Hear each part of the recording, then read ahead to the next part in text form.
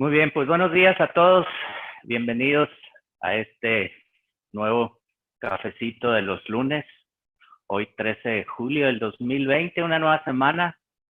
Primeramente, antes de comenzar, desearles a todos que todos estén bien, que esto de la pandemia, pues que sea algo que no trastoque nuestra familia primeramente y obviamente nuestros amigos también, ¿verdad? Hay que seguirnos cuidando, hay que seguir manejando esto de una manera controlada, cuidada y pues desearles a todos que todo salga bien, ¿no? Muy bien, vamos a dar comienzo entonces con este cachito de hoy. Hoy lunes 13 de julio del 2020. Fíjense bien, vamos a platicar este día alrededor de una hora y cachito, sobre algunos aspectos relevantes de las asociaciones civiles. Por ahí habíamos recibido algunos mensajes en la página de YouTube, en nuestro canal de YouTube, donde nos pedían que platicáramos un poco respecto a estas asociaciones civiles. También déjenme comentarles que obviamente en una hora no vamos a salir aquí especialistas en asociaciones civiles, pero sí cuando menos tener todo lo que es el contexto general de estas personas morales, porque son personas morales, y todas las obligaciones que deben de cumplir, sobre todo, si estas asociaciones civiles se consideran o tienen autorización para ser donatarias autorizadas. Por ahí nos vamos a ir, ¿no? Vamos a ver algunos aspectos muy relevantes de estas asociaciones civiles. Precisamente, déjenme decir como una introducción que una organización de la sociedad civil, las famosas OSC, por la abreviación precisamente de Organización de la Sociedad Civil, es un grupo de ciudadanos con un fin común que contribuyen a la solución de un problema público, de diferentes índoles. Hoy, por ejemplo, aquí en el municipio de Ahome, en los Mochis, Sinaloa, estamos trabajando en una plataforma que se llama Ahome Comparte, donde muchas de las organizaciones de la sociedad civil nos unimos a través de esta figura denominada Ahome Comparte para atacar precisamente la problemática de la pandemia, el COVID-19, de toda la falta de empleo, la falta de generación de ingresos que tienen las empresas, las personas, obviamente, y también para atacar la falta de útiles médicos en los hospitales, ¿no? Entonces, esa es una organización de la sociedad civil. Tienen autonomía en la toma de decisiones e independencia del aparato gubernamental. Otra característica esencial de las organizaciones de la sociedad civil es que no tienen fines de lucro, es decir, todos los recursos que se tienen los deben de destinar a la causa que deciden atender y a diferentes empresas pues no generan utilidades, ¿no?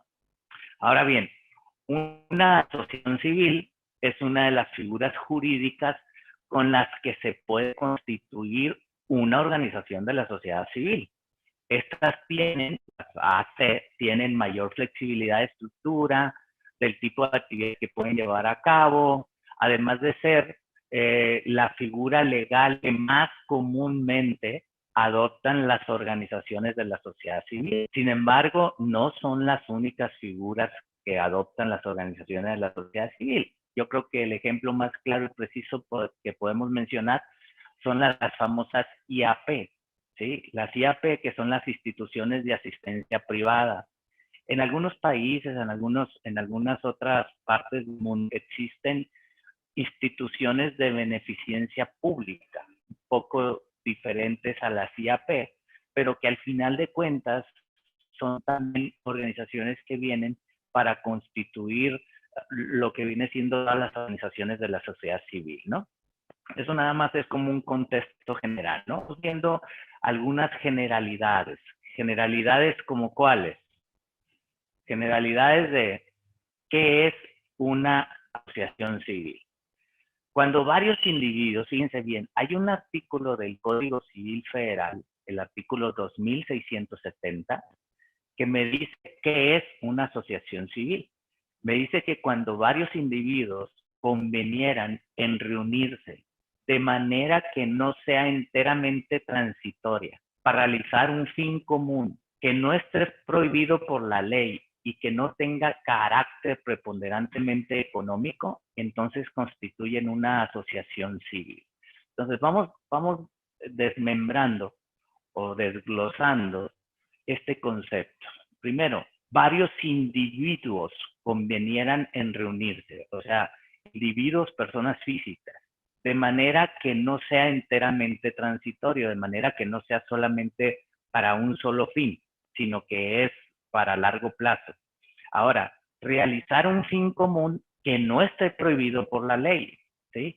Pero una cosa muy importante, que no tenga carácter preponderantemente económico. Pues eso es en sí una asociación civil.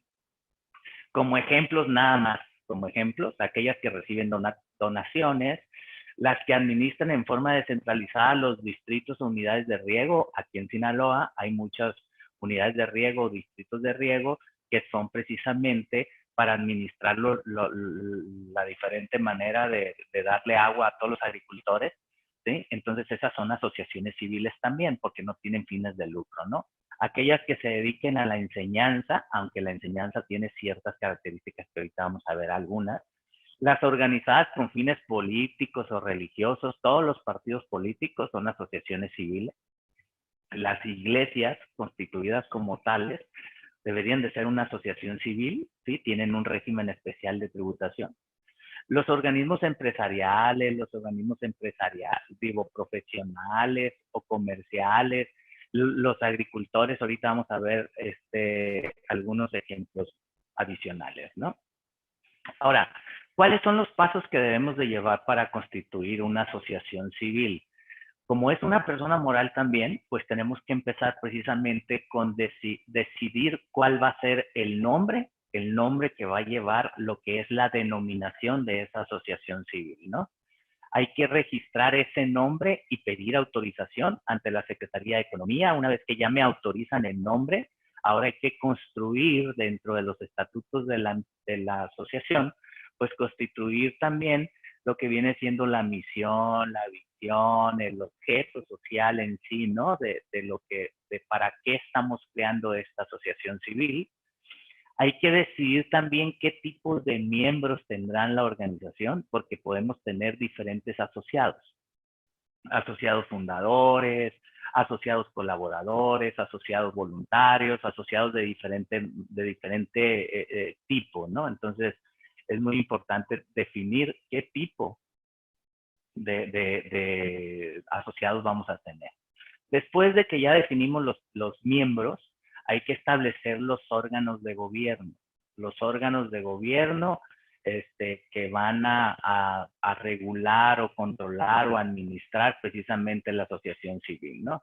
Hay que designar también al representante legal, hay que elaborar los estatutos completos, ¿sí? Esto de los estatutos es muy, muy importante, ahorita vamos a ver, ¿sí? Porque en los estatutos definimos claramente qué es lo que va a hacer, cuál es el objeto en sí de la asociación, qué es lo que puede hacer, lo que debe de hacer y qué es lo que no puede o no debe de hacer. Los estatutos son muy, muy importantes, ¿no? Hay que protocolizar los estatutos e inscribir el acta en el registro público del comercio, ¿sí? Hay que protocolizar los estatutos ante un fedatario público, ¿sí? Ante un notario público, ¿sí?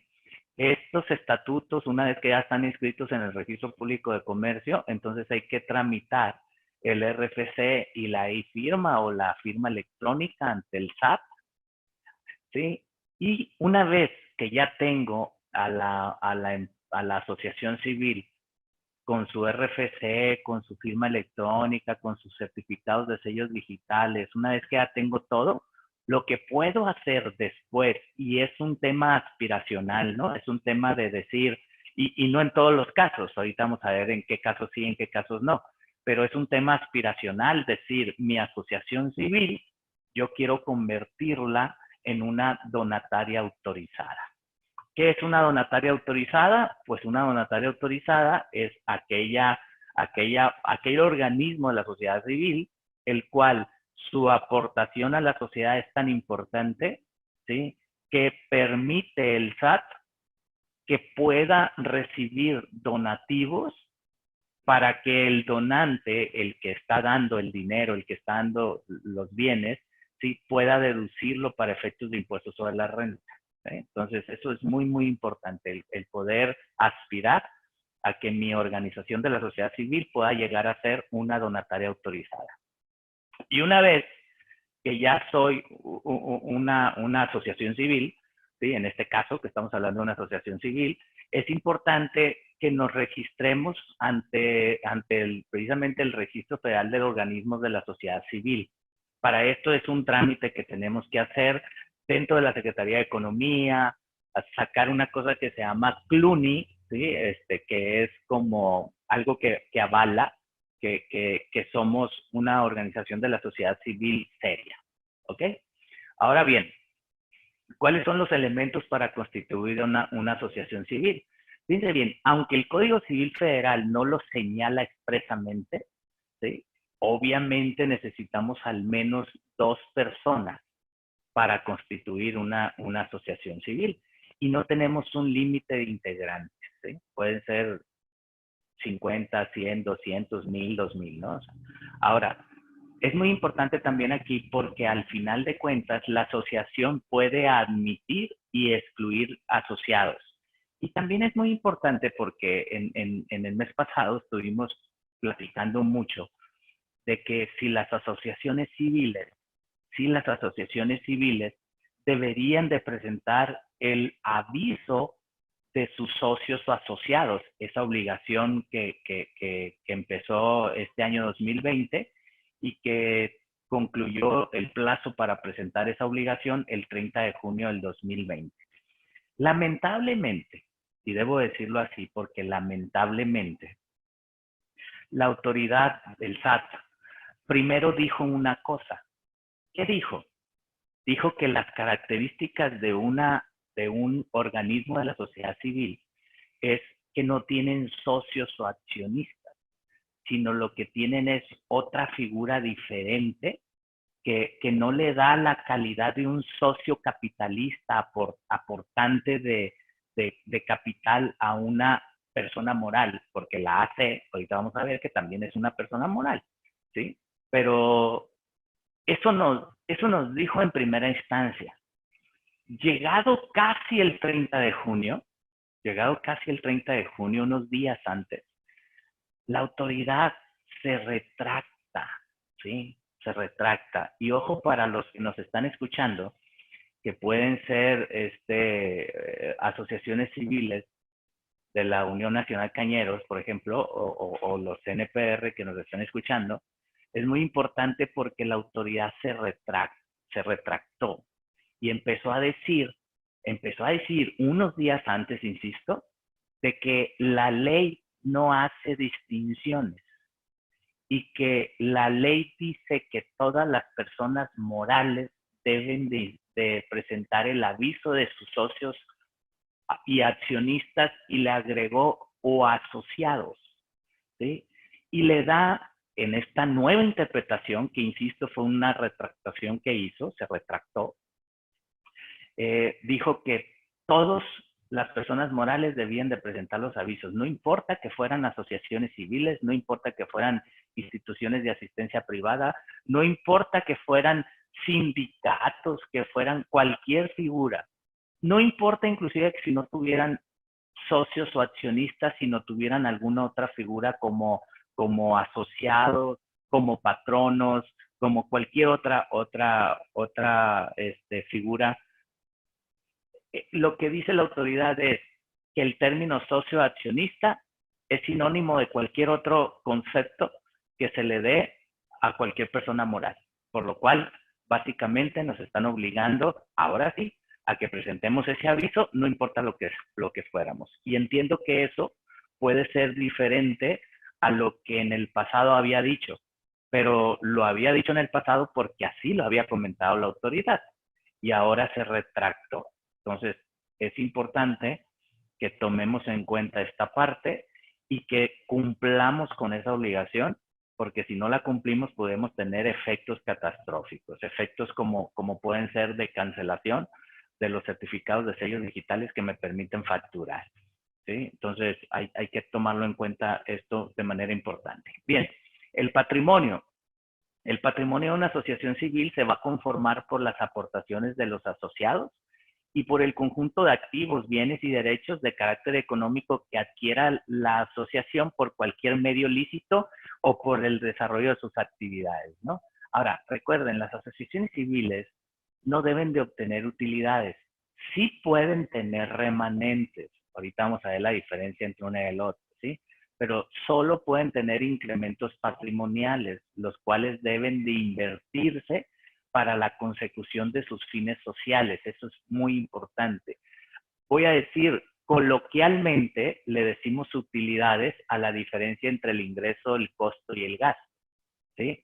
Pero aquí en una organización de la sociedad civil no hay utilidades en sí, hay excedentes, excedentes entre el ingreso, el costo y el gasto, ¿sí?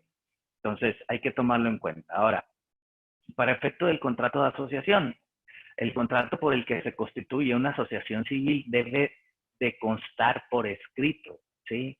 Y debe de tener el nombre de los asociados, la razón social o denominación, el objeto, duración y el domicilio, la aportación que cada asociado debe de contribuir, que cuando hablo de aportación no necesariamente son aportaciones económicas, ¿eh? Pueden ser otro tipo de aportaciones en bienes o puede ser inclusive aportaciones de intelectuales, de inteligencia, de trabajo, ¿sí? De conocimiento. El nombre de los administradores y las facultades que se le otorguen, el carácter de los asociados y su responsabilidad ilimitada cuando la tuvieran, si es que hay una responsabilidad ilimitada, la fecha y firma del acta ante secretario público, y generalmente en la práctica se usan las abreviaturas AC después de la razón social, aun cuando no hay una disposición expresa también en el Código Civil Federal que lo señale así, pero es Fundación Perla Ramos, Asociación Civil. Puede ser así o puede ser Fundación Perla Ramos AC. Entonces, cualquiera de los dos es correcto. Ahora bien, esto es también nada más enunciativo, ¿sí? Los elementos que deben de contener los estatutos, la denominación, la razón social, el objeto, el domicilio, la duración. Este es un tema muy importante, debe de venir el carácter de no lucrativo, o sea, debe de decir en el cuerpo de los estatutos, tiene que decir que va a ser no lucrativa. ¿Sí? La información sobre el patrimonio, los órganos de gobierno y sus funciones, la información sobre la asamblea, cómo se va a convocar asamblea, cuál va a ser el quórum legal, todo ese tipo de cosas. La información sobre el representante legal y qué poderes se le va a conferir a los representantes legales. También muy importante que en los propios estatutos debe de establecerse la forma de disolverse la asociación. Y en el caso de que se disuelva, ¿qué va a pasar con el patrimonio de la misma? ¿Qué es lo que va a pasar con el patrimonio de esa asociación? ¿Sí? Poderes, pues podemos entregar diferentes tipos de poderes, ¿no? Poder generar para precios y cobranza, poder generar para llevar actos de administración, así como trámites, todo lo que tiene que ver con el sistema financiero, para poder celebrar convenios, para poder firmar títulos de operaciones de crédito, poder para actos de dominio, sí, facultad para otorgar poderes, tengo poder para poder dar poderes, ¿sí?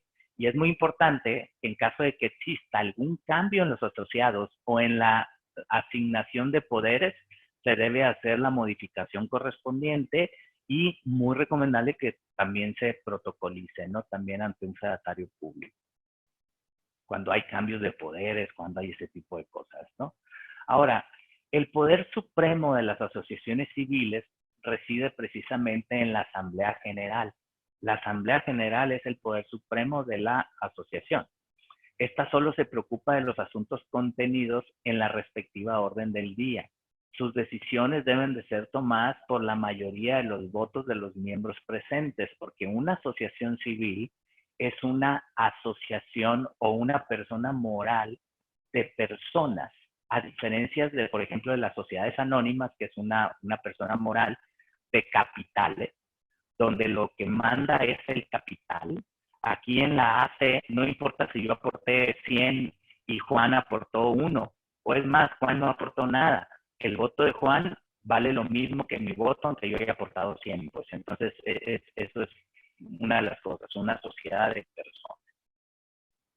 El director o los directores de ellas tendrán las facultades que se le concedan en los estatutos y lo que les dio de facultades la Asamblea General, ¿no? Las reuniones de la Asamblea General se harán en los plazos establecidos en los estatutos, o sea, dentro de los estatutos deberá establecerse cada cuánto tiempo se van a estar reuniendo la Asamblea General de Asociados, ¿sí? O bien cuando sea convocada por la dirección. Puede ser que el asunto que hay que tratar en la asociación es tan importante que el representante legal, el director general, puede convocar a una asamblea, ¿sí? Entonces, ahí también puede ser. También puede convocar, no la asamblea, no el representante legal, no el director general, sino pueden convocar los socios o asociados de la asociación, siempre y cuando sean más del 5% del 100% de los socios asociados los que estén firmando la convocatoria, ¿no? Entonces también puede hacerse de esa manera, ¿no? En la Asamblea General se resolverán asuntos como cuáles, sobre la admisión y exclusión de los asociados, sobre la disolución anticipada de la asociación o sobre su prórroga para más tiempo. A lo mejor yo en los estatutos dije, cuando se conformó esta asociación, dijo que la asociación va a durar 10 años. Llegados los 10 años, pues técnicamente ya termina la vida de la asociación, entonces podemos reunirnos en la asamblea para prorrogar esa vida de la asociación. También podemos versar sobre el nombramiento del director o los directores cuando no hayan sido nombrados en la escritura constitutiva. Podemos también revocar poderes, nombramientos o hechos y sobre cualquier otro asunto que se guste tratar y que esté previamente establecido en el orden del día, ¿sí?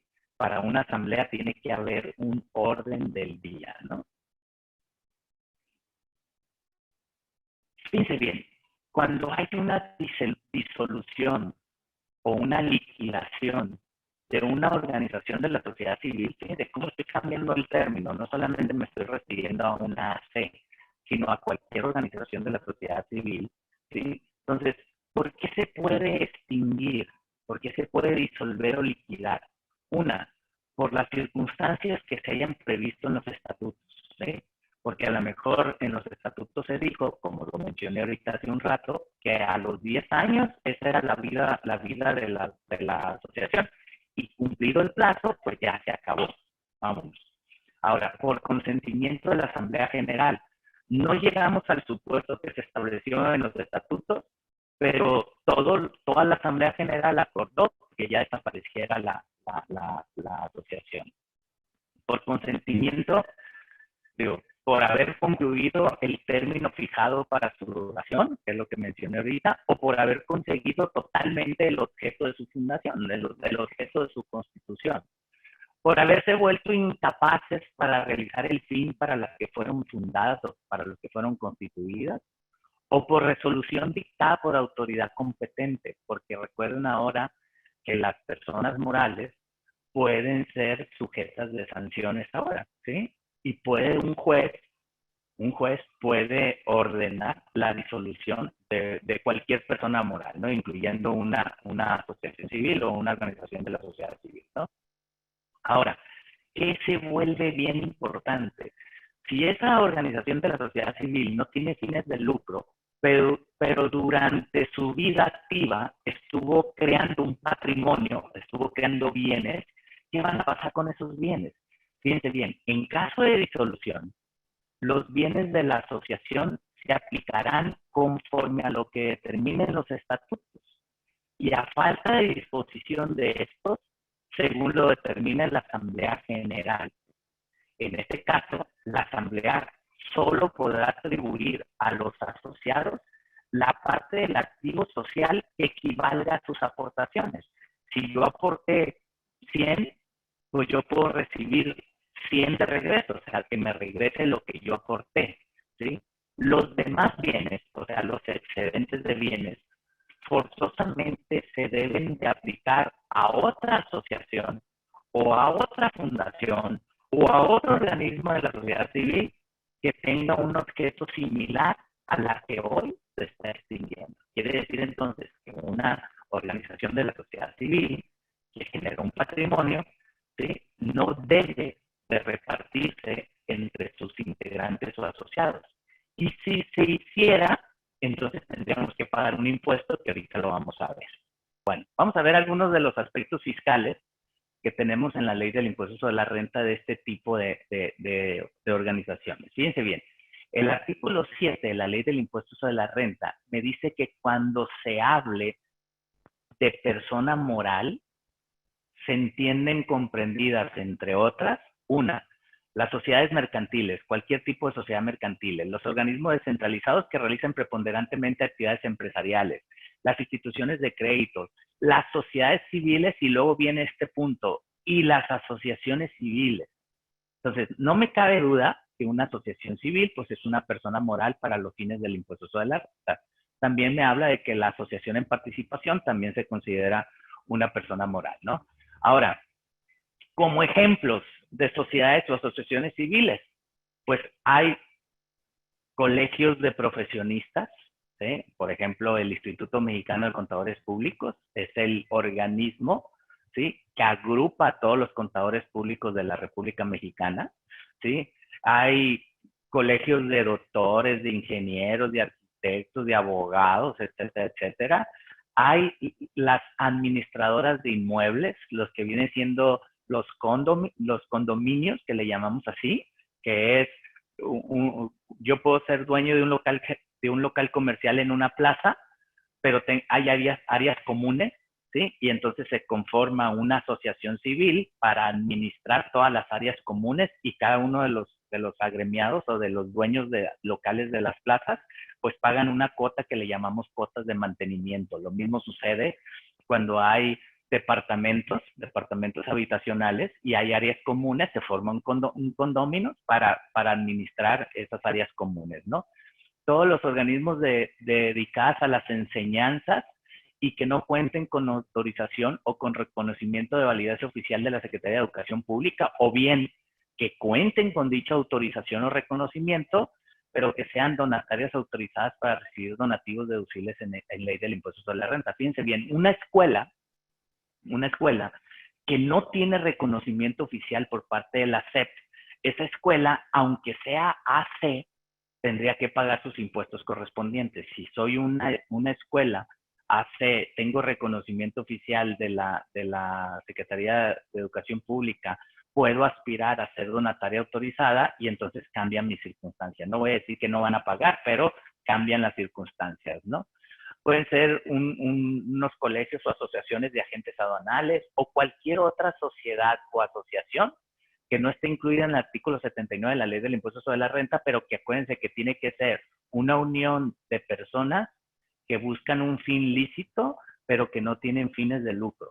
Pueden ser diferentes cosas, ¿eh? No necesariamente la ley tiene que abarcar todo lo que puede suceder, o todos los diferentes tipos de actividades que pueden realizar organizaciones de la sociedad civil.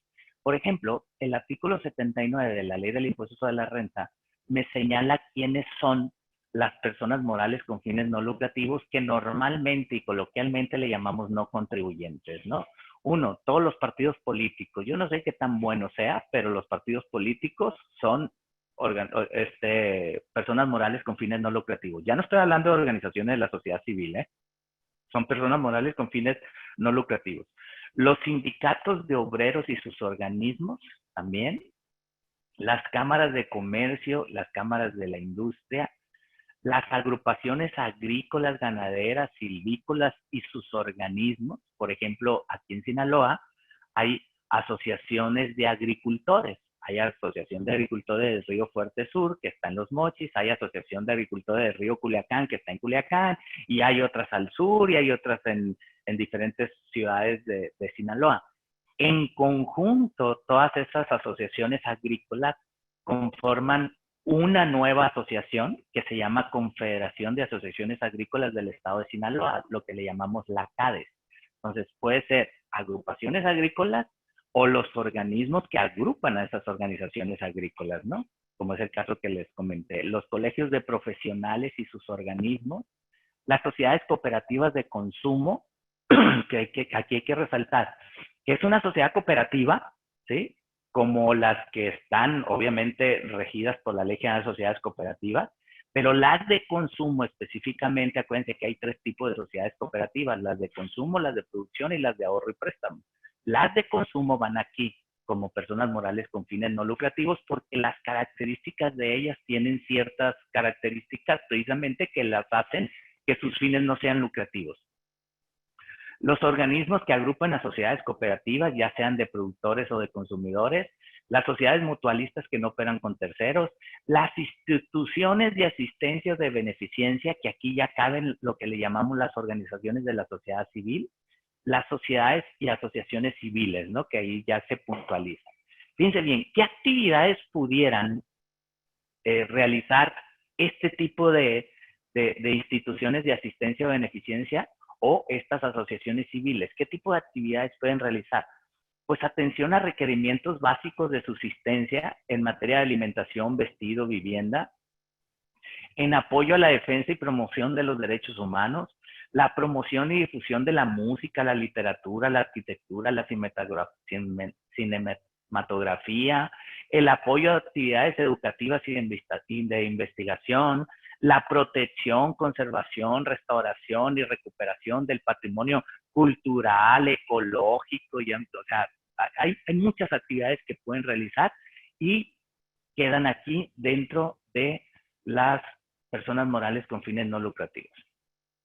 Ahora, punto muy importante es, hace rato les decía que normalmente tienen ingresos, tienen costos, tienen gastos, ¿sí?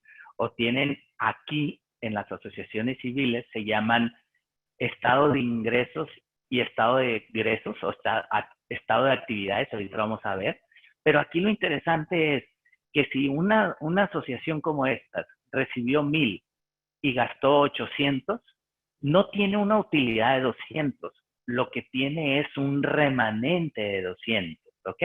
Ahora, ese remanente puede ser sujeto a impuesto o puede ser no sujeto a impuestos. Y aquí es lo que vamos a ver, el remanente distribuible.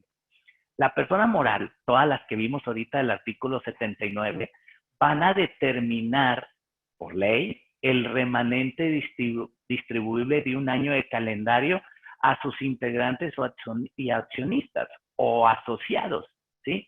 Disminuyendo de los ingresos obtenidos en ese periodo, a excepción de aquellos por los que se haya pagado el impuesto definitivo. Ahorita vamos a ver un poquito de esto, porque las asociaciones civiles, voy a decir, las personas morales con fines no lucrativos pueden, y a pesar de que son personas morales con fines no lucrativos y no deberían de pagar impuestos, técnicamente pueden realizar ciertos actos o actividades por los que sí están obligados a pagar impuestos, ¿no?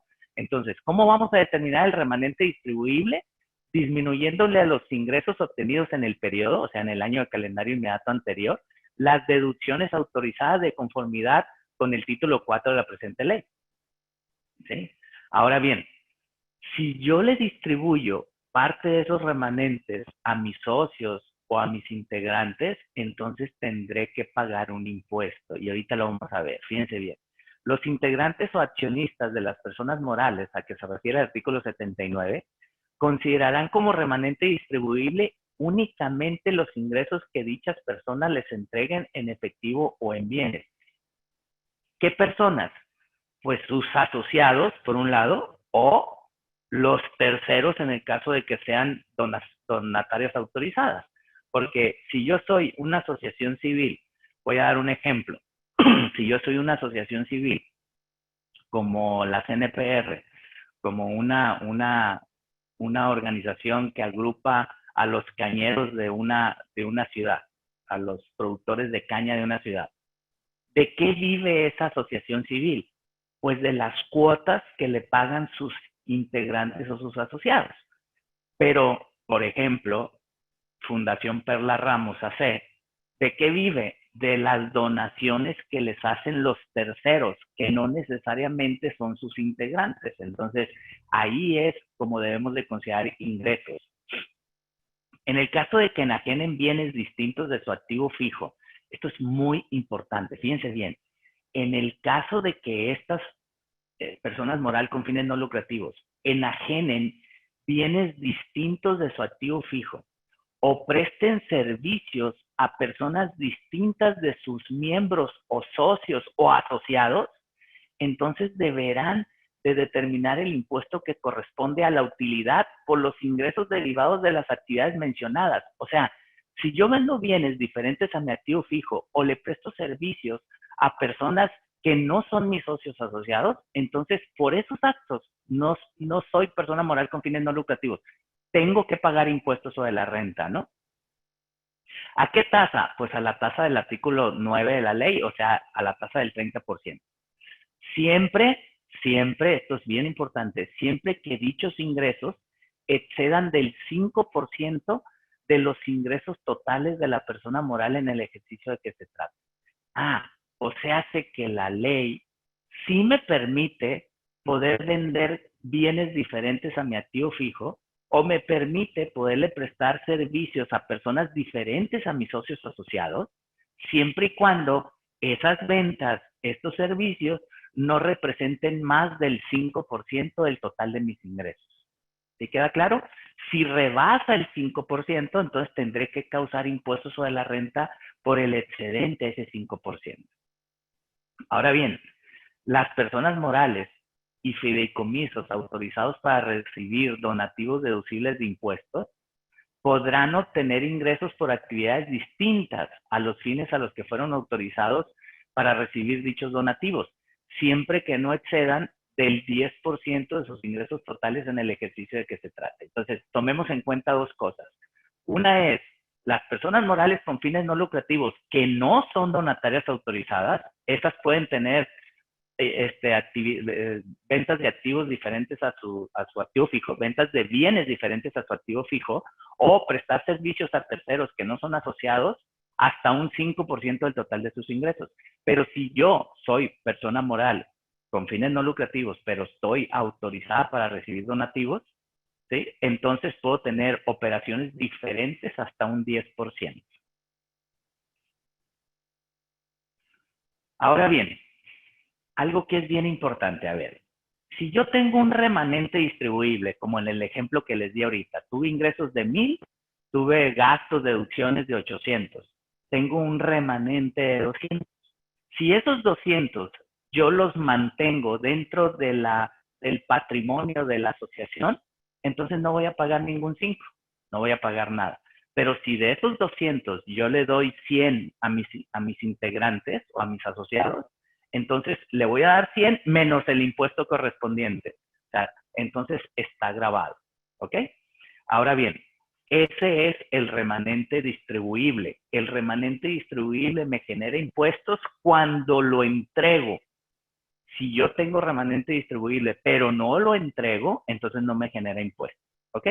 Sin embargo, el propio artículo 79 me dice algo. Al final me dice, las personas morales con fines no lucrativos considerarán remanente distribuible aun cuando no lo hayan entregado en efectivo o en bienes a sus integrantes o socios. Fíjense bien, este remanente distribuible no es real, no se le entregó, pero la ley lo considera como un remanente distribuible ficto, ¿sí? ¿Cuáles son esos conceptos? Fíjense bien, el importe de las omisiones de ingresos. Si la autoridad viene y me revisa y detecta que esa organización de la sociedad civil o esa persona moral está omitiendo ingresos, entonces esa omisión de ingresos se considera remanente distribuible. Es obvio, ¿sí? Si la asociación tuvo un ingreso y no lo declaró, pues alguien se quedó con él, ¿verdad? Entonces por eso se considera remanente distribuible. También me dice, las compras no realizadas e indebidamente registradas en contabilidad. Si yo hice como que compré algo, pero en verdad no lo compré, pues la asociación va a ser como que la pagó, pero en realidad, como no lo hice, pues alguien se quedó con el dinero, ¿ah? Entonces, por eso también se considera un remanente distribuible ficto. Fíjense en este concepto que es muy interesante. Las erogaciones que efectúen y no sean deducibles para efectos del impuesto sobre la renta. Quiere decir entonces que todos los gastos, aquí va más allá de gastos, fíjense cómo dice las erogaciones, ¿sí? Entonces pueden ser gastos, compras, cualquier concepto, inversión de activo fijo, cualquier concepto, ¿sí? Que realicen y que no sean deducibles en los términos de la ley. Pero luego viene un salvo. Dice, salvo cuando dicha circunstancia se deba a que éstas no reúnen los requisitos de la fracción 4 del artículo 147 de la misma. Espérenme tantito. Todos los no deducibles serán remanente distribuible y debería de causar el impuesto, salvo que sea no deducible porque no tiene CFDI o porque no lo pagué con cheque, transferencia o tarjeta de crédito, que eso es a lo que se refiere la fracción 4 del artículo 147. Quiere decir entonces que lo que yo tengo que cuidar es tener un comprobante del gasto, pero no necesariamente tiene que ser un CFDI. Si por esa razón es no deducible, entonces no se considera remanente distribuible, ¿sí?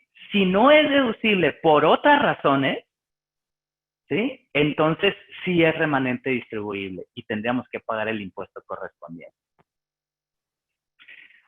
Fíjense qué interesante el otro concepto también que se considera remanente distribuible. Los préstamos que hagan a sus socios o integrantes. Pero no nada más a los socios, a los cónyuges también, o a los ascendientes o descendientes en línea recta de dichos socios o integrantes, salvo en el caso de préstamos que se hagan por sociedades cooperativas de ahorro y préstamo. Y es obvio, una sociedad cooperativa de ahorro y préstamo, ¿a qué se dedica? A prestar. Entonces, pues sí le puede hacer préstamos a sus socios, a sus integrantes, a sus cónyuges o a sus ascendientes o descendientes en línea recta, ¿sí? Pero una persona moral normal que le presta dinero a sus asociados, pues obviamente pudiera la autoridad considerar que lo que le está dando no es un préstamo, sino es un remanente y quiere que le pagues el impuesto correspondiente, ¿no? Entonces, esto es muy importante porque a veces no tenemos bien conceptualizado cuáles son las razones por las que puedo pagar impuestos sobre la renta a pesar de ser una persona moral con fines no lucrativos y tributar en el título 3, ¿sí? Entonces, esto es muy, muy importante. La verdad es que si yo fuera a revisar a las asociaciones civiles o a las personas morales con fines no lucrativos específicamente en este concepto, ¿no? Ahora bien, en el caso de que haya remanente distribuible, ¿sí? Hay un remanente distribuible, ese remanente distribuible que efectivamente le entregué a mis socios asociados o remanente distribuible ficto. Pero hay remanente distribuible, entonces la persona moral de que se trate, o sea, la asociación civil, ¿sí?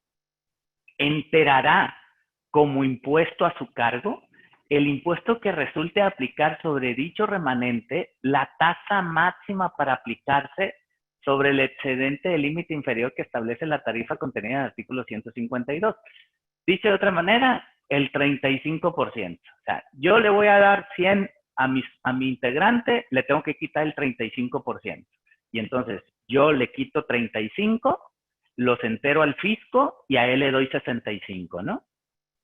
Y ese impuesto se considera como definitivo y debo de efectuar el entero correspondiente a más tardar el mes de febrero del año siguiente, aquel en que ocurra cualquiera de los supuestos a que se refiere dicho párrafo, ¿no? Entonces, cuando yo doy remanentes, le tengo que quitar el 35% y lo debo de enterar.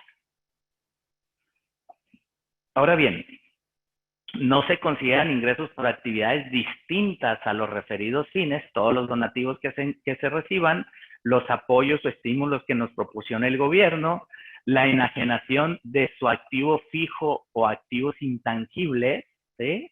Las cuotas de sus integrantes, las cuotas de recuperación, las cuotas de intereses, ¿sí? Los derechos patrimoniales, el uso o goce temporal de bienes inmuebles, rendimientos obtenidos por acciones, etcétera, etcétera, ¿no? En el caso de que sus ingresos no relacionados con los fines por los que fueron autorizados para recibir dichos donativos excedan del límite señalado, ¿se acuerdan del 10% que comentaba ahorita? Las citadas personas morales deberán determinar el impuesto que corresponde a dicho excedente, ¿ok? Ahora, el artículo 81 de la ley me dice que a pesar de que sea una persona moral sin fines de lucro, o sea, que soy un no contribuyente del impuesto sobre la renta, voy a pagar impuestos sobre la renta si enajeno bienes, ¿sí? Si enajeno bienes. Si tengo ingresos por intereses, si tengo ingresos por obtención de premios. Estos ingresos debo de aplicarle las disposiciones del título 2, o sea, de personas morales normalitas, por estos ingresos. Entonces, a pesar de que sea persona moral con fines no lucrativos, puedo y debo pagar impuestos si tengo ingresos por cualquiera de estos conceptos, ¿no? Adicionales a los que ya comenté hace rato. Prestar servicios a terceros que no son socios asociados siempre que rebasen más del 5% o del 10% si soy donataria autorizada. Ahora bien, ¿es importante ser donataria autorizada? Yo creo que sí. Yo creo que es muy importante aspirar a ser donataria autorizada, ¿sí? Para ello tenemos que cuidar muchas cosas, porque yo me acuerdo en el pasado, solicitar ser donataria autorizada era más sencillo que hoy. Era mucho más sencillo que hoy. Pero hoy está un poco complicado, ¿no? ¿Qué objeto deben de tener estas personas morales para aspirar a ser donataria autorizada? Pues asistenciales, educativas, investigación científica o tecnológica, culturales, que otorguen becas, ecológicas, reproducción de especies en peligro, en protección y peligro de extinción, apoyo económico de donatarias autorizadas, obras o servicios públicos, bibliotecas, museos, desarrollo social. Y es necesario establecer la calidad no lucrativa de la asociación dentro de los estatutos de constitución de la sociedad. Y esto también, que destinen sus activos exclusivamente a los fines propios de su objeto social, no pudiendo otorgar beneficios sobre el remanente distribuible a persona física alguna o a sus integrantes personas físicas o morales. Para poder aspirar a ser donataria autorizada, debo de no repartir remanente distribuible, a pesar de que lo tenga. Que al momento de su liquidación, esto es otro punto importante, al momento de que esta donataria autorizada se liquide o cambie de residencia para efectos fiscales, dejó México y se fue a España, ¿sí? Destinen la totalidad de su patrimonio a entidades autorizadas para recibir donativos deducibles. O sea, todo mi patrimonio se lo tengo que donar a otra donataria autorizada que se dedique más o menos a lo mismo. En el caso de donatarias autorizadas, la redacción del objeto social deberá ser de conformidad con la ley del impuesto sobre la renta, porque es muy específico para poder ser donataria autorizada, ¿no? Ahora, ¿qué otras obligaciones tiene una persona moral sin fines lucrativos? ¿Sí? Además de lo que ya vimos, debe de llevar contabilidad, ¿sí? Debe de llevar contabilidad. Debe expedir y recabar CFDIs que acrediten las enajenaciones y erogaciones que efectúen, los servicios que presten o el otorgamiento de uso de bienes temporal el uso o goce temporal de bienes. Debe de presentar, fíjense bien, ¿sí? Debe de presentar a más tardar el 15 de febrero de cada año una declaración anual, donde en esa declaración anual determina el remanente distribuible y la proporción que en su caso le dio a cada integrante, ¿sí? Acuérdense que yo debo de presentar esta declaración con remanentes distribuibles si es que tuve remanentes, pero voy a pagar siempre y cuando parte de ese remanente o todo se los haya otorgado a mis asociados. Si no, simplemente presento la declaración donde dije tuve un remanente de 200 y no repartí nada y se acabó. Hay que proporcionar a sus integrantes constancia y comprobante fiscal en el que señale el monto del remanente distribuible en caso de que haya entregado este remanente. Hay que expedir constancia y comprobante fiscal y proporcionar información a que se refiere la fracción 3 del 76, que es retener, o sea, todos los enteros, todas las retenciones y enteros, sea por honorarios, arrendamientos, sea por salarios, sea por cualquier, asimilados a salarios, todo eso, debo entregar el CFDI correspondiente y retener y enterar. Fíjense cómo a pesar de que no soy contribuyente, sí soy obligado a retener y enterar de forma normal, ¿no? Ahora, para poder aspirar a ser donataria autorizada, pues tengo que estar legalmente constituida, tengo que tramitar obviamente mi RFC y mi firma, tengo que solicitarle al SAT el ser donataria autorizada. Probablemente el SAT me haga una autorización condicionada. O sea, te autorizo pero condicionado, ¿sí? Y debo de acreditar para que esta condición, ¿sí?, se me quite, debo de obtener una acreditación de las actividades. Debo de comprobar fehacientemente que lo que estoy diciendo en la solicitud de donataria autorizada que hago, verdaderamente lo hago. Para eso hay que apoyarse de otras, tal vez de otros organismos. Por ejemplo, cuando en Fundación Perla Ramos sacamos la donataria autorizada, ¿sí?, a lo que acudimos fue al DIF. Fui al DIF. ¿Para qué? Para que el DIF me diera una constancia donde esa autoridad me hace o me da una constancia de que efectivamente Fundación Perla Ramos presta un servicio comunitario de alimentación, etcétera, etcétera, ¿no? A la comunidad. Entonces, luego hay que solicitar al SAT ya con la acreditación de actividades para obtener la autorización definitiva, ¿no?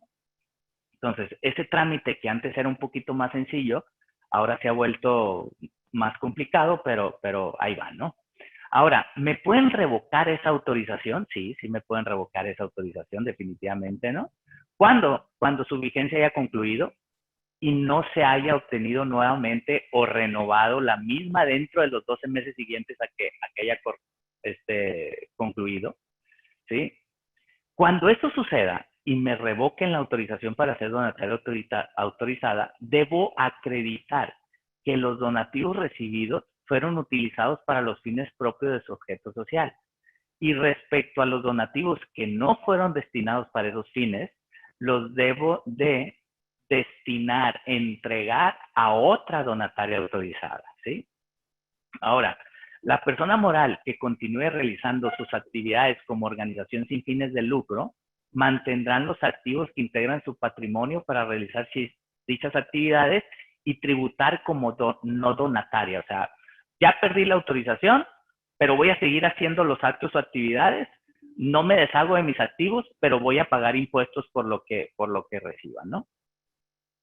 Los recursos que se deban destinar a otras donatarias autorizadas deberán ser transmitidos dentro de los 6 meses siguientes contados a partir de que concluyó el plazo para obtener nuevamente la autorización cuando fue revocada o la renovación de la misma en caso de conclusión de la vigencia. Si una vez que me quitaron la autorización de ser donataria autorizada, yo tengo 6 meses para destinar los recursos a otra donataria autorizada. Ahora, hay unas reglas de miscelánea que están interesantes, ¿no? Esta es la 3.10.15, que dice que se considera que las entidades autorizadas para recibir donativos deducibles incumplen los requisitos o las obligaciones de ser donatarias autorizadas ¿cuándo? Cuando destinen sus activos a fines distintos al del objeto social autorizado. Es obvio, ¿ah? ¿Sí? Cuando participen directamente o a través de un fideicomiso o por conducto de terceros, ¿cuándo? Cuando constituyen o financien a personas morales o fideicomisos, cuando adquieran acciones fuera de los mercados reconocidos, cuando adquieran certificados de aportación, cuando adquieran otras acciones O sea, cuando una donataria autorizada se inmiscuye como socio dentro de un fideicomiso, dentro de otra sociedad o dentro de otra persona moral, entonces ahí estoy cayendo en una causal de revocación. Fíjense bien esto, porque aquí sigue, porque no expida facturas electrónicas que amparen los donativos recibidos o expedir facturas electrónicas de donativos deducibles para amparar cualquier otra operación distinta de la donación. O sea, si yo no expido facturas por los donativos que recibo o expido pero no son donativos, sino que yo le puse que eran donativos pero eran otra cosa, también, ¿no? Cuando en 2 ejercicios consecutivos incumplan con la obligación del informe para garantizar la transparencia, así como el uso y destino de los donativos recibidos y actividades destinadas a influir en la legislación que se contiene en el anexo 1A de la resolución miscelánea. Cada año, las donatarias autorizadas debemos de estar presentando un informe de transparencia, de que los recursos que recibí se destinaron a mi objeto social. Cuando en 2 ejercicios consecutivos incumplan con la obligación de presentar la declaración anual de remanente distribuible el 15 de febrero de cada año, ¿sí? Cuando se actualice cualquier hecho que constituya un incumplimiento de las obligaciones o requisitos que establezcan las disposiciones fiscales, séanse no presenté avisos, séanse no pagué el impuesto correspondiente en dado que lo tuviera que pagar, se hace que no enteré las retenciones que retuve, pero no las enteré, etcétera, etcétera, ¿no? Obviamente, si estoy publicado en el listado del 69B como un EFO, como una empresa que factura operaciones simuladas, pues también, ¿no? Camino, ¿sí? Fíjense, también este punto 9 es muy importante. Si él o los representantes legales, los socios o asociados o cualquier integrante del Consejo Directivo de Administración de la organización civil o fideicomiso se le haya revocado su autorización para ser donataria autorizada, pero forma parte de otra organización de la sociedad civil, pues esta también puede ser revocada su autorización, ¿no? Cuando no se presente el aviso de renovación de actividades o el cancelación del RFC, ¿sí?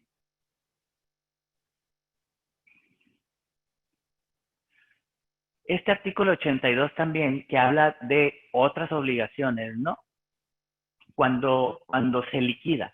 Acuérdense que cuando una sociedad de este tipo se liquida o cambia de residencia fiscal, ¿qué debo hacer con el patrimonio de esa asociación? Pues la tengo que destinar a ciertas cosas claras y precisas que me dice la ley. Y entonces yo debo de informar a las autoridades fiscales el importe y los datos de identificación de los bienes, de esos bienes, qué hice con ellos, así como la identidad de las personas a quien se le destinó la totalidad de su patrimonio a través de medios y formatos que para tal efecto se emita el SAT.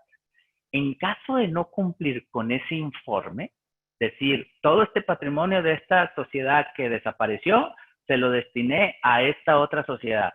Si no hago eso, el valor de los bienes susceptibles de transmisión se considera como un ingreso omitido y se deberá pagar el impuesto sobre la renta correspondiente, ¿sí? Ahora bien, la entidad autorizada para recibir donativos deducibles que reciba el patrimonio de esa otra sociedad tendrá que emitir el comprobante fiscal correspondiente por concepto donativo, conforme a las reglas que el SAT emita. Y en este caso, el donativo no será deducible para efecto de impuestos sobre la renta. Es obvio que no será deducible porque la otra sociedad pues está desapareciendo, ¿verdad? Entonces, pero esta sociedad que recibió el patrimonio de la que desaparece tiene que emitir sus FDI como un donativo.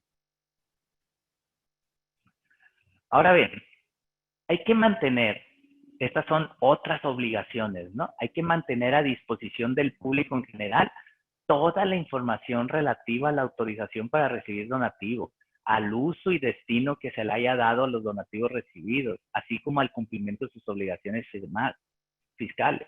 Hay que informar también a las autoridades fiscales a través de medios electrónicos, ¿sí? A más tardar el día 17 del mes inmediato posterior a aquel en que suceda una operación que sea mayor a 100,000 pesos en efectivo. O sea, si yo donataria o yo persona moral con fines no lucrativos. Y de hecho esta obligación es para cualquier contribuyente que reciba el pago de una contraprestación arriba de 100,000 pesos en efectivo o en joyas o en oro o en plata, ¿sí? O en moneda extranjera, pero en efectivo, debe de informar quién le hizo esa donación o quién le pagó, pues. Hay que informar a las autoridades fiscales en términos que señale el SAT, ¿sí? De las operaciones que que celebren con partes relacionadas, y este es un punto importante, ¿sí? Sobre todo cuando es donataria autorizada, porque como donataria autorizada, pues es muy probable que no pague impuestos, pero el que está donando sí le va a servir como una deducción en su declaración anual, ¿sí? Entonces, es importante las partes relacionadas, ¿no? Por ahí se comentan muchas cosas que son mentiras, pero que se comentan, que a través de Teletón, Televisa, deja de pagar quién sabe cuántos millones de impuestos y que no sé qué, ¿no? También cuando hay campañas de redondeo, que supuestamente, por ejemplo, si Otso da una campaña de redondeo, que Otso deja de pagar impuestos. Nada de eso es cierto, nada de eso es cierto, pero es muy importante cuando hay partes relacionadas, ¿no? También debemos de informar la estructura y debemos de tener un gobierno corporativo dentro de la administración de la persona moral con fines no lucrativos, pero eso es solamente para aquellas personas morales con fines no lucrativos que tienen ingresos anuales de más de 100 millones de pesos o que tengan un patrimonio de más de 500 millones de pesos. Ahora, así muy rápido nada más, porque no lo quisimos dejar pasar, lo de las NIF. Hay un tratamiento muy especial para las personas morales con fines no lucrativos, ¿sí? Acuérdense que ellos no generan estados financieros como tal, sino generan un tratamiento muy diferente. Hay una subclasificación de los ingresos, costos y gastos que puede ser por función, por naturaleza o mixta, ¿sí? Hay la clasificación por función, por ejemplo, servicios por programas o actividades, las actividades de apoyo, que debemos de ser claros, pues, o sea, si yo estoy realizando, por ejemplo, Fundación Perla Ramos, que realiza varias actividades, pero una actividad es la de dar alimentación saludable, y para eso tiene que comprar carne, tomate, cebolla y bla, bla, bla, ¿sí? Es muy importante que todos esos gastos se clasifiquen de acuerdo al programa, porque a lo mejor tenemos otro programa que sea para las pelucas oncológicas y es importante que tengamos una separación del ingreso y el gasto de cada uno de los programas, pues, ¿sí? Así muy genérico, ¿no? Aquí más o menos es como lo decíamos, ingresos, donativos recibidos, cuotas por suscripciones, gastos, servicios por programa, programa A, programa B, servicios de apoyo, gasto de recaudación de fondos, gasto de administración y generales, etcétera, etcétera, ¿no? Y por aquí algunas cuentas contables muy simples, ¿no? Por ahí más o menos así es como se ve un estado de posición financiera y un estado de resultados, ¿sí? Que más que estado de resultados es un estado de actividades, así se define, un estado de actividades, ¿no? Estado de posición financiera, estado de actividades. Fíjense cómo en el estado de actividades hay ingresos, hay egresos y hay un déficit, sí, como por ejemplo aquí hay un déficit, pero aquí hay un exceso, ¿sí? Entonces, así es como se deben de presentar muy genéricamente, pero así es como se deben de presentar, voy a decir, los estados financieros de una persona moral con fines no lucrativos, ¿no? También es importante ver este artículo que está aquí, el artículo 138 del reglamento de la ley del impuesto sobre la renta, que me dice que en ningún caso podrán destinar más del 5% de los donativos y en su caso de los rendimientos que perciban para cubrir sus gastos de administración. O sea, voy a decir que mi ingreso debe estar restringido, o más bien dicho, mi gasto de administración tiene que estar restringido a no más del 5% de los ingresos obtenidos, ¿no?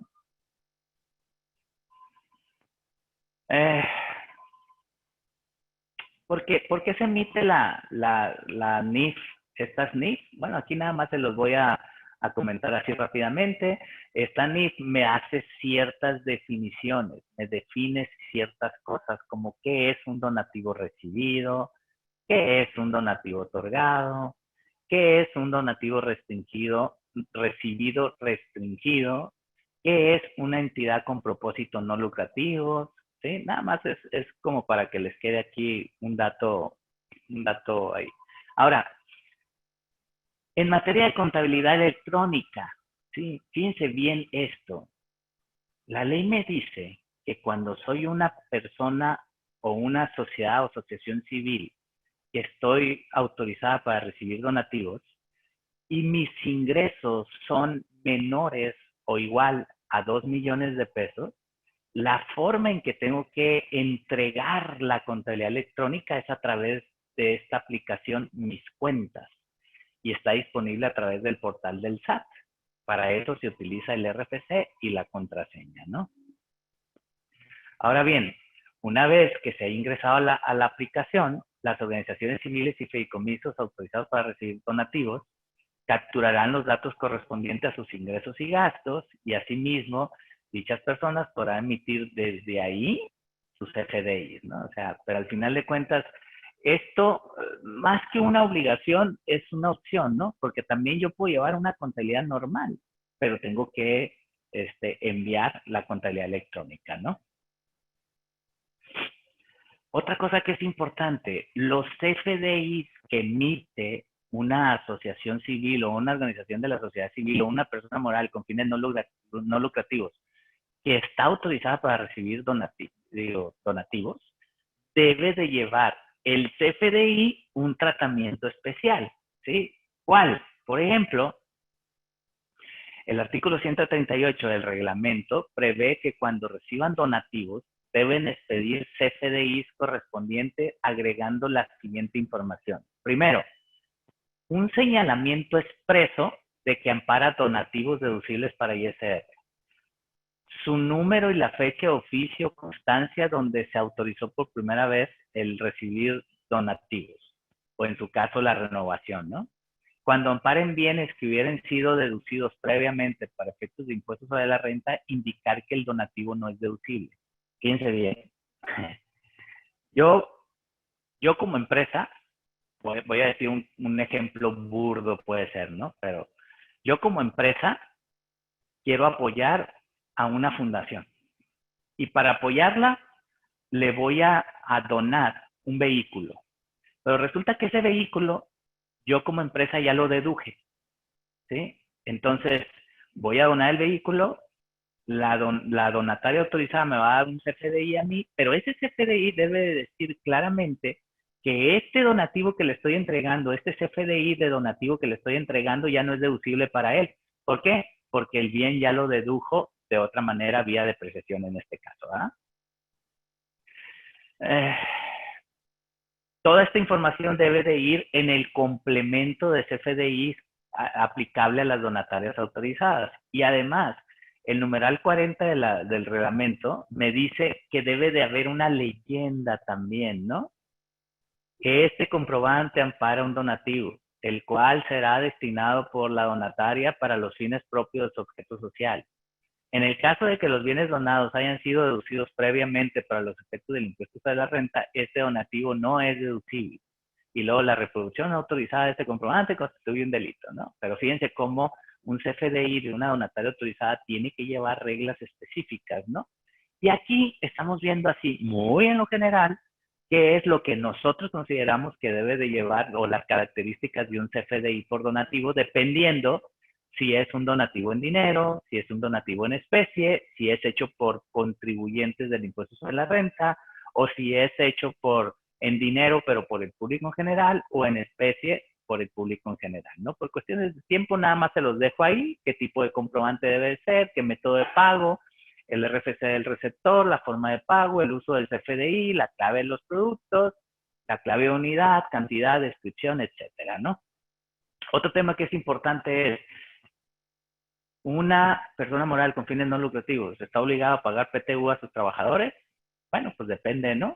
Sí, porque Básicamente, son sujetos obligados a participar en la PTU todas las unidades económicas de producción o distribución de bienes o servicios, de acuerdo con la Ley Federal de Trabajo. Y en general, todas las personas físicas o morales que tengan trabajadores a sus servicios, sean o no contribuyentes del impuesto sobre la renta, ¿no? Entonces, en principio, parece que sí. Pero luego vienen algunos criterios que las autoridades del trabajo han estado emitiendo. Por ejemplo, uno de ellos es qué pasa con las asociaciones o sociedades civiles constituidas sin fines de lucro. Dice, aquellos que obtengan ingresos por la enajenación de bienes distintos de su activo fijo o presten servicios a personas distintas de sus miembros, siempre que dichos ingresos excedan del 5% del total, ¿se acuerdan? Estos deberán de pagar impuestos sobre la renta. Y entonces aquí es claro el criterio de las autoridades de trabajo. Dice que por esas actividades deberán de repartir PTU, ¿no? Por excepción, pues entonces, si no estoy en esos supuestos, pues no debo repartir PTU, ¿no? Y aquí me lo dice claramente, las instituciones de asistencia privada reconocidas por las leyes, que con bien propiedad particular ejecuten actos con fines humanitarios de asistencia sin propósito de lucro y sin designar individualmente a los beneficiarios, ¿sí? Estos no están obligados a repartir, ¿no? ¿Sale?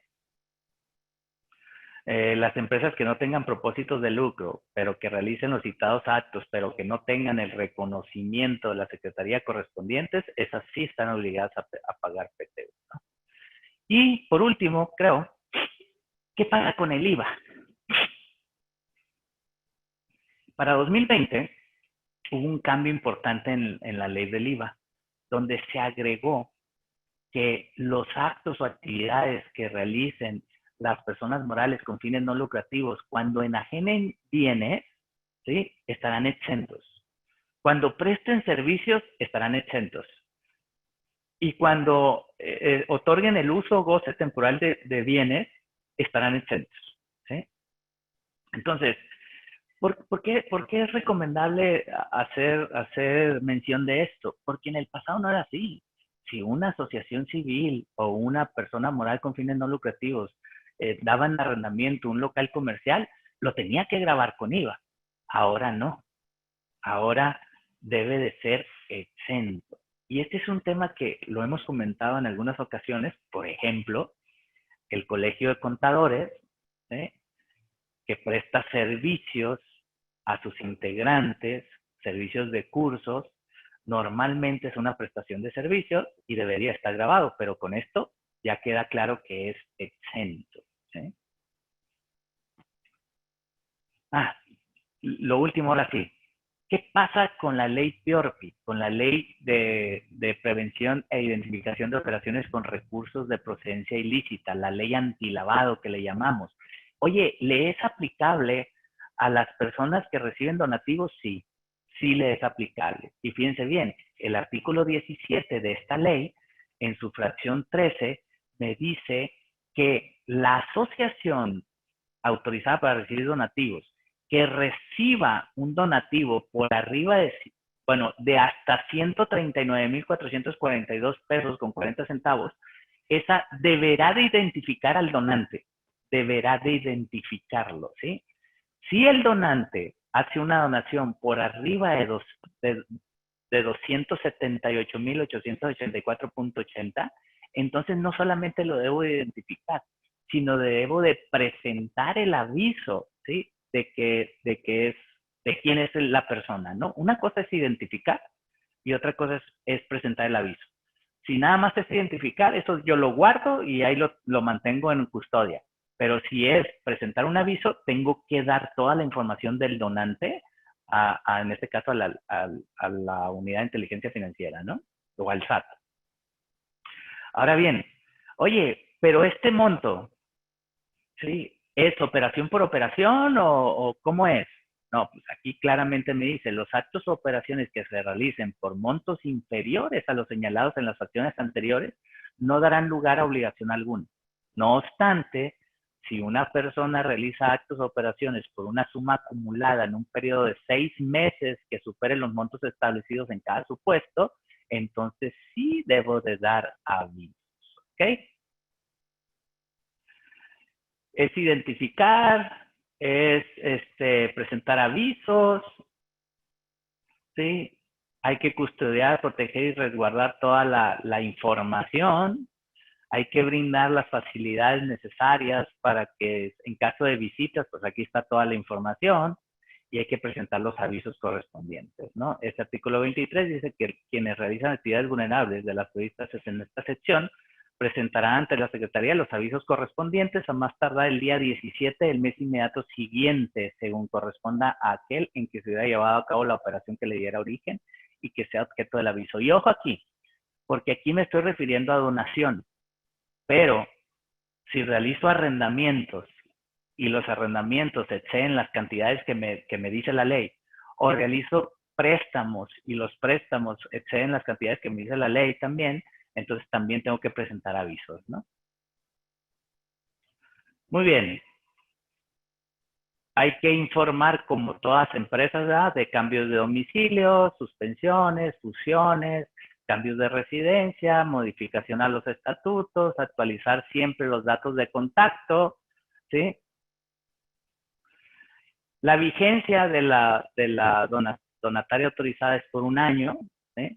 Es por un año siempre, ¿sí? Y el SAT da a conocer a través del anexo 14 todos los nombres de todas las organizaciones o todas las personas morales que están autorizadas para recibir donativos, ¿no? Y ojo con esto, porque este es un informe que es muy, muy importante presentarlo.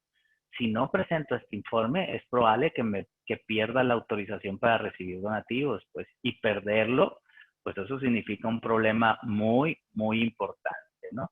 También, y ahora sí por último, hay que presentar un informe relativo a operaciones realizadas con partes relacionadas, ¿no?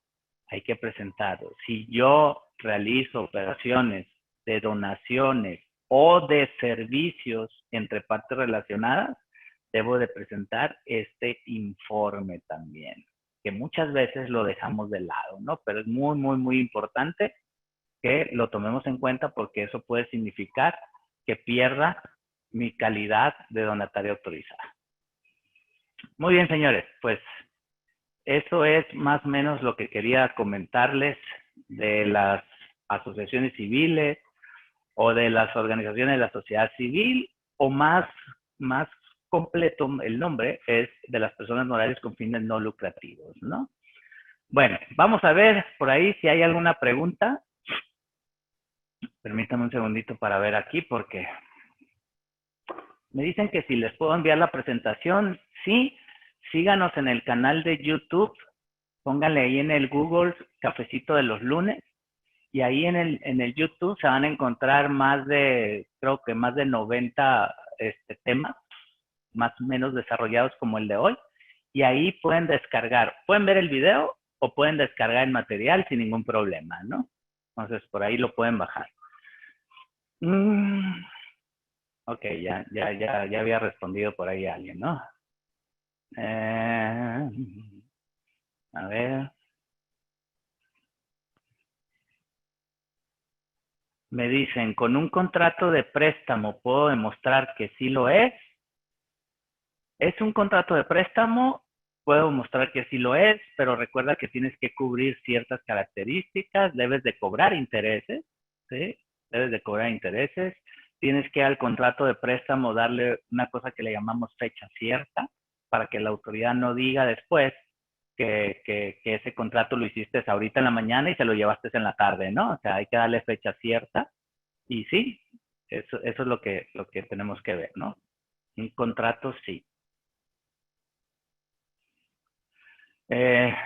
Pregunta, los préstamos que se le hacen a los agremiados de la organización no se encuentra en el acta que pueda realizar ese acto.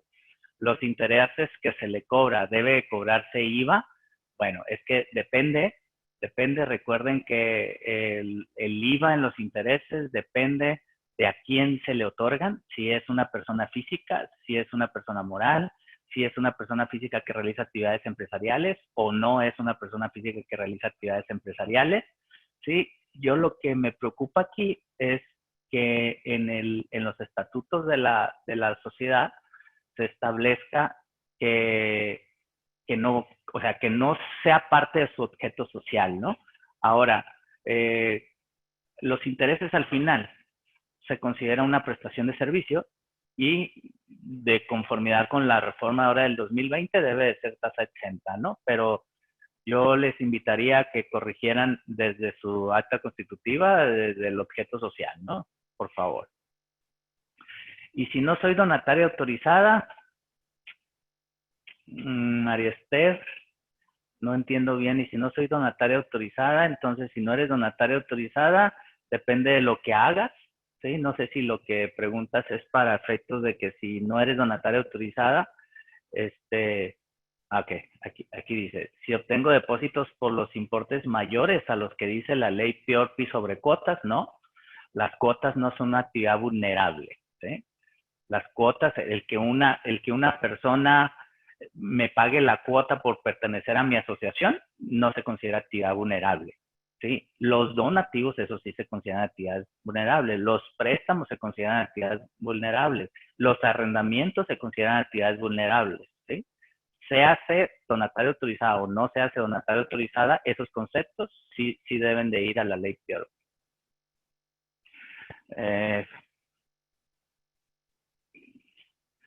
Rubén Apodaca, hola Rubén, ¿cómo estás? Qué bueno que estás por aquí, ¿no? Gracias por la invitación y la exposición, de la cual me resultan, estuve anotándolas durante la exposición, las siguientes inquietudes sobre las AC no donatarias. Ok, vamos a referirnos únicamente a AC no donatarias. Una, las aportaciones que hacemos a las AC son deducibles para quienes las pagamos. Sí, dependería qué tipo de AC y qué es lo que le estás pagando. Yo te puedo decir, yo como socio del Colegio de Contadores, pues le hago aportaciones, le pago cuotas. ¿Son deducibles para mí? Sí, porque es un requisito indispensable para poder desarrollar mi actividad, ¿sí?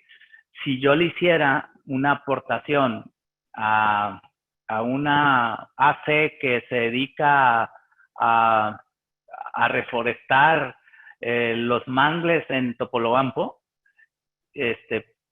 pues si no es donataria autorizada y yo le hago una aportación, sería no deducible para mí, Rubén, ¿sí? Porque no tiene nada que ver con mis actos o actividades que yo realizo como despacho de contadores públicos. O se deben de considerar aportaciones de capital, híjole, dependería, ya creo que ya te lo comenté, ¿no? O sea, dependería ahí de quién es el que está haciendo la aportación, a qué se dedica y qué es lo que hace la asociación civil, ¿no? Dos, las ACs pueden tener o aceptar personas morales como asociados. Si es una AC, fíjate bien, yo creo que como AC sí puede, siempre y cuando sea contribuyente del impuesto sobre la renta, ¿eh? Porque recuerden, no por ser AC voy a ser no contribuyente. Ahorita, por ejemplo, les doy un ejemplo así muy burdo, pero todos los clubes deportivos que son AC, pero son contribuyentes del impuesto sobre la renta, ¿sí? Entonces, ahí habría que ver, puedo aceptar técnicamente, así en estricto sentido jurídico, las asociaciones civiles se deben de constituir por personas físicas, ¿sí? Pero en la vida práctica, la verdad que he visto cada cosa, donde hay ACs que forman parte de otras AC, ¿sí? Pero tendríamos que ver específicamente cuál es el objeto. Dependiendo del objeto, se puede. Por ejemplo, nosotros tenemos, inclusive así le denominamos, una AC de ACs, ¿sí? Entonces, sí se puede, pero tendríamos que ver muy claramente cuál es el objeto de su conformación, pues. Eso es lo que te comentaría ahí, Rubén. Jurídicamente tienen permitido destinar su superávit para realizar actividades empresariales. Sí pueden, eso sí lo pueden hacer sin ningún problema, realizar actividades empresariales, pero recuerda que tendrían que pagar el impuesto correspondiente, ¿no? pueden destinar su superávit para constituir personas morales mercantiles en su calidad de socio capitalista. Ahí sí lo veo muy complicado, Rubén, ¿sí? Me parece que entonces perderíamos mucho del objeto, pues tendríamos que ir al objeto, tendríamos que ir a otra serie de cosas, ¿no? Pero ahí sí constituir o ser socios de otras personas, lo veo un tanto cuanto complicado. Yo diría más bien cambiar la denominación, pues, o sea, su régimen fiscal. Saludos a mis amigos del Grullo. Otra vez, María Esther, le agregaste un concepto ahí, dice, si obtengo depósitos por los importes mayores a lo que dice la ley Fiorpi sobre cuotas, ok, sobre cuotas, pero dice, y no emito CFDI, bueno, no tendría nada que ver con la ley de lavado de dinero, ¿no? La ley antilavado, pero sí tendría que ver con ley del impuesto sobre la renta, con Código Fiscal de la Federación, donde definitivamente emitir CFDI es una obligación. Es una obligación. No emitir CFDI implican infracciones que te hacen acreedores a multas e inclusive te pudieran hacer acreedores a perder tu calidad de persona moral con fines no lucrativos, ¿no? Si soy AC, no donataria, y les hago préstamos a mis agremiados, ¿le debo cobrar IVA por los intereses que les cobro por dichos préstamos? Y si dichos agremiados son productores cañeros que no están en el acta de la organización, solo reconocidos en el padrón sancionado. Fíjate, esto lo hemos comentado mucho cuando he tenido la oportunidad de platicar con las organizaciones cañeras, lo hemos platicado mucho. Yo les digo, por favor, corrijan sus actas, que el objeto social quede establecido en actas. Si van a vender algo, que quede establecido en actas. Si van a cobrar intereses por préstamos que realicen, que queden establecidos en actas.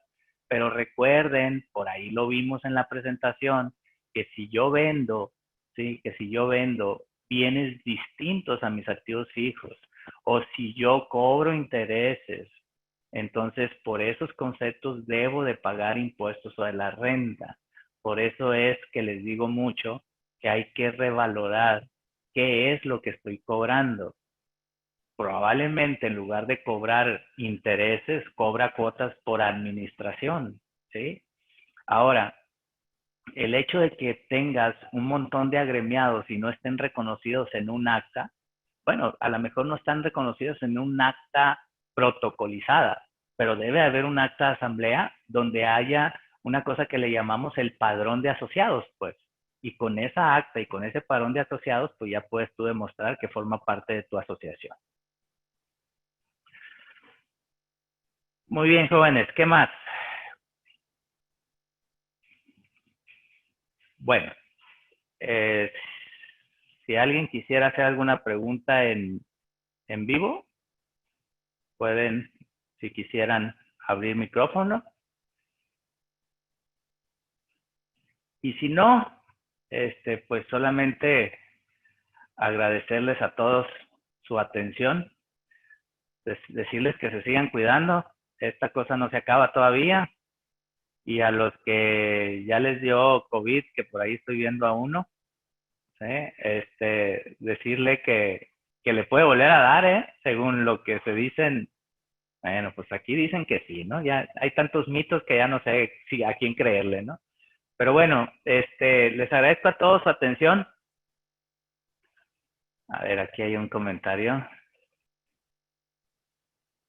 Dice, un comentario adicional, es muy importante que cuando se escriba una AC sin fin de lucro ante la autoridad del SAT, verificar que ésta lo haya hecho correctamente. Sí es correcto, ya que en algunos casos las registran como personas morales del régimen general de ley, por lo que esto hace que tengan obligaciones fiscales por presentar mensualmente. En cambio, si queda registrada como persona moral sin fines de lucro, solo presentarías la declaración informativa cada 15 de febrero del año siguiente, o si tienes retenciones, pues cada día 17 de cada mes, por apagar esas retenciones, ¿verdad? No sé si me pueden pasar por ahí, Gess o alguien ahí la liga de YouTube porque me la están pidiendo por aquí. ¿Sí? Yo normalmente entro al Google y le pongo el cafecito de los lunes y de ahí me manda directo ya a todos los más de 90 eventos o cursos o pláticas que tenemos ahí, ¿no? Ahí ya quedó.